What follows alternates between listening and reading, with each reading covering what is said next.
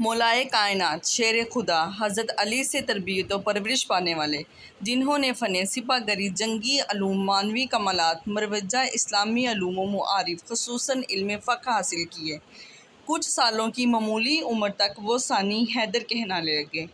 سیدنا حضرت عباس بچوں کی سرپرستی، کمزوروں اور لاچاروں کی خبر گیری، تلوار بازی اور مناجات و عبادت سے خاص شغف رکھتے تھے۔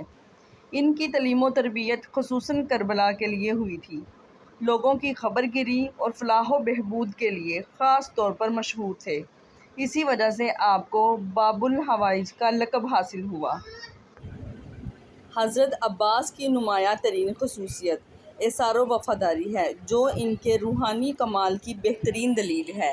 وہ اپنے بھائی حضرت سیدنا امام حسین کے عاشق و گرویدہ تھے۔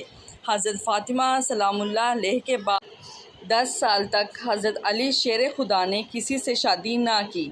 پھر ایک دن لوگوں کے اصرار پر حضرت علی نے حضرت عقیل کو بلایا اور فرمایا، میرے ساتھ شادی کے لیے ایک نیک، پاک باز اور بہادر خاتون کی تلاش کریں۔ بس کچھ ہی عرصے بعد شجاعت کے لیے مشہور قبیلے کی لڑکی کے ساتھ آپ کا نکاح ہو گیا، جن کا نام بھی فاطمہ ہی تھا۔ بعد میں یہ ام البنین کے نام سے مشہور ہوئیں۔ امیر المومنین حضرت امام علی کو اللہ پاک نے ام البنین سے 4 بیٹے عطا کیے، جو کہ سارے ہی کربلا میں شہید ہوئے۔ ان بیٹوں میں سب سے بڑے بیٹے حضرت عباس تھے۔ وفا، شجاعت اور صبر حضرت عباس کو ورثہ میں ملا تھا، کیونکہ ایک طرف والد جو کہ شیر خدا ہیں اور دوسری طرف ماں بنو کلابیہ سے ہیں، جو عرب میں عرصہ دراز سے شجاعت کے لیے مشہور تھا۔ حضرت عباس 4 شعبان 26 ہجری کو مدینہ منورہ میں پیدا ہوئے۔ امیر المومنین حضرت علی کبھی کبھی جناب عباس کو اپنی گود میں بٹھاتے تھے اور ان کی آستین کو پیچھے الٹ کر بوسہ دیتے تھے اور آنسو بہاتے تھے۔ ایک دن ان کی ماں ام البنین اس ماجرا کو دیکھ رہی تھی۔ حضرت علی نے فرمایا، یہ ہاتھ اپنے بھائی حسین کی مدد اور نصرت میں کاٹے جائیں گے۔ میں اس دن کے لیے آنسو بہا رہا ہوں۔ جناب عباس نے حسنین کرمین کے ساتھ تربیت پائی۔ جب آپ جوان ہوئے تو لوگ آپ کی دانشمندی، کمالات اور بہادری کی مثالیں دیتے نہ تھکتے۔ جب حضرت علی شہید ہوئے تو آپ اس وقت 14 سال کے تھے۔ اس عظیم صدمے کو برداشت کیا اور جنازے کو رات میں دفن کیا۔ بس اس دن سے حضرت عباس کے امتحان شروع ہو گئے، جو سب کے سب انہوں نے ہمت اور صبر سے برداشت کیے۔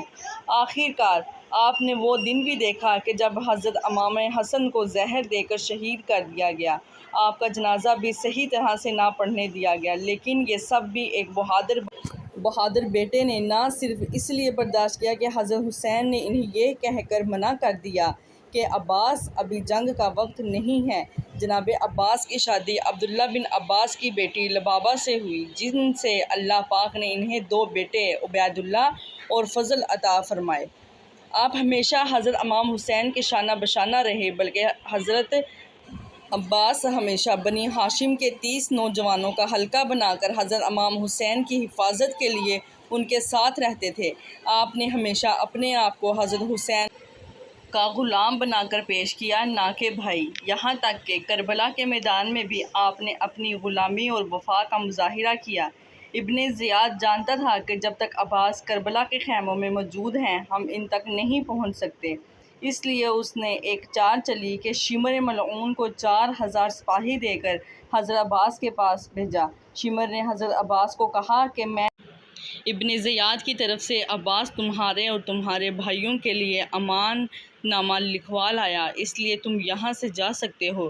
بس یہ سننا تھا کہ حضرت عباس کا چہرہ مبارک سرخ ہو گیا۔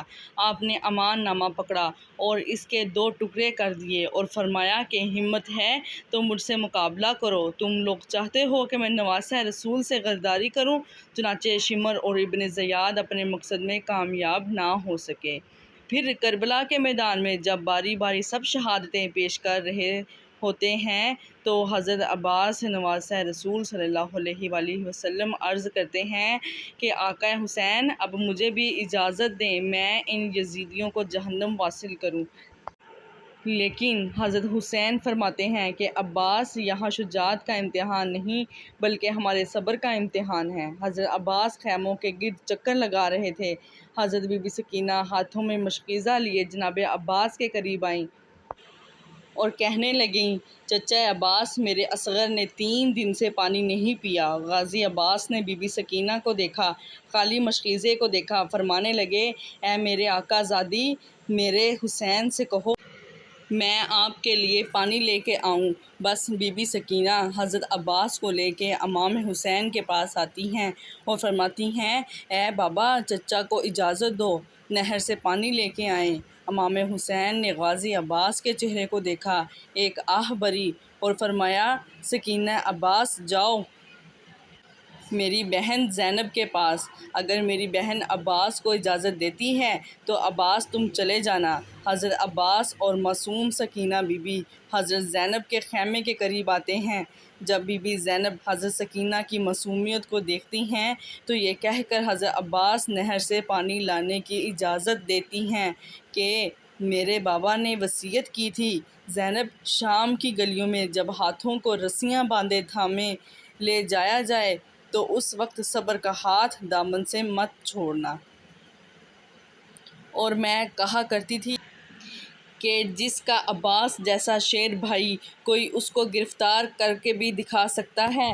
حضرت عباس پانی کی مشق لیے گھوڑے پر سوار ہوتے ہیں، ایک ہاتھ میں علم اٹھاتے ہیں اور نہر کی طرف بڑھنے لگتے ہیں۔ تاریخ طبری میں حضرت محمد بن جریر طبری لکھتے ہیں کہ جب حضرت عباس درہ فرات کی طرف مشکیزہ اور ننگی تلوار لے کر نکلتے ہیں تو اس وقت عمرو بن الحجاج 500 یزیدی فوجیوں کے ساتھ دریا پر پہرا دے رہا تھا۔ کربلا کا تپتا صحرا، سورج اپنی آب و تاب سے چمک رہا ہے۔ جب پہرے داروں نے ایک شاہسوار کو ننگی تلوار کے ساتھ آتے دیکھا تو فوج میں ہلچل مچ گئی۔ تاریخ گواہ ہے کہ حضرت عباس نے 133 یزیدیوں کو چیر ڈالا اور دریا پر پہنچ گئے۔ باقی فوجی امداد دینے کے لیے اپنے کیمپوں میں بھاگ گئے۔ حضرت عباس نے اپنا علم دریا کے کنارے گاڑا اور مشک میں پانی بھرنے لگے۔ مشک کو بھرنے کے بعد آپ نے خود پانی پینے کے لیے چلو بھرا اور پھر یہ سوچ کر پانی گرا دیا کہ میرے آقا حسین اور ان کی آل کب سے پیاسی ہے۔ اللہ اکبر۔ دوستو، عباس سے وفادار شخص اس دنیا میں، پھر اپنے سوچا کہ اپنے گھوڑے کو پانی پلا لیتا ہوں، لیکن گھوڑا بھی وفادار ہی تھا۔ اس نے پانی نہ پیا۔ اتنی دیر میں عمر اپنی فوج کی دوبارہ صف بندی کرتا ہے اور پیچھے اور سپاہی بھی مدد کے لیے آ جاتے ہیں۔ حضرت عباس مشکیزیں اٹھائے گھوڑے پر سوار ہوتے ہیں، اتنے میں ایک تیر ان کے کندھے پر آ کر لگتا ہے۔ حضرت عباس گھوڑے کو خیمے کی طرف دوڑاتے ہیں، سپاہی ان کو گھیر لیتے ہیں اور تیروں کی بچھاڑ کر دیتے ہیں۔ عمرو آواز لگا کر کہتا ہے کہ یہ پانی خیموں تک نہ پہنچے پائے، اگر ان کو پانی مل گیا تو ہماری خیر نہیں۔ اتنے میں ایک بدبخت نے چھپ کر تلوار کا وار کیا تو آپ کا ایک بازو قلم ہو گیا۔ آپ اب پانی کا مشکیزہ دوسرے ہاتھ میں پکڑتے ہیں، پھر دوسرے بازو پر بھی وار ہوتا ہے اور دوسرا بازو بھی قلم ہو جاتا ہے۔ اس کے بعد جناب عباس پانی کا مشکیزہ منہ میں پکڑ لیتے ہیں، پھر سب یکجا ہو کر تیر برساتے ہیں۔ پانی کا مشکیزہ بھی لگے ہیں اور پانی بہہ جاتا ہے۔ جیسے ہی پانی بہتا ہے تو میرے آقا کی آنکھوں میں بھی آنسو آ جاتے ہیں، وہ گھوڑے سے نیچے گر جاتے ہیں، تیروں سے نڈھال ہو جاتے ہیں۔ یزیدی فوج فتح کے نعرے لگاتے ہوئے واپس ہو جاتے ہیں۔ جب امام حسین حضرت عباس کو گرتا دیکھتے ہیں تو وہ ان کی طرف بڑھتے ہیں اور آ کر حضرت عباس کا سر مبارک اپنی گود میں لے لیتے ہیں۔ حضرت عباس پہلی دفعہ حضرت امام حسین کو اپنا بھائی کہہ کر پکارتے ہیں اور معافی مانگتے ہیں کہ میں معصوم سکینہ کے لیے پانی نہ لا سکا۔ آپ کی روح مبارک دارالفنا سے دارالبقا کی طرف کوچ کر جاتی ہے۔ اب ساری شہادتیں ہونے کے بعد جب سارے سرگردنوں سے اتار دیے جاتے ہیں اور ان کو نیزوں پر چڑھا دیا جاتا ہے تو صحابہ وفا حضرت عباس کا سر نیزے پر نہیں رکتا اور بار بار گر جاتا ہے۔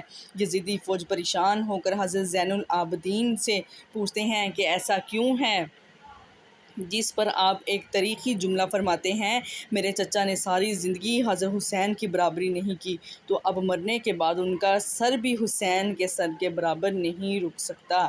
اللہ اکبر! یہ سن کر شمر کہتا ہے کہ عباس کے سر کو گھوڑے کی زین سے باندھ دو۔ لاکھوں کروڑوں سلام ہوں حضرت عباس کی وفا پر۔ اللہ پاک ہم سب کو بھی اللہ کے دین اور اس کے پیارے نبی حضرت محمد صلی اللہ علیہ وآلہ وسلم اور ان کی آل پاک سے وفا کرنے کی توفیق عطا فرما دے۔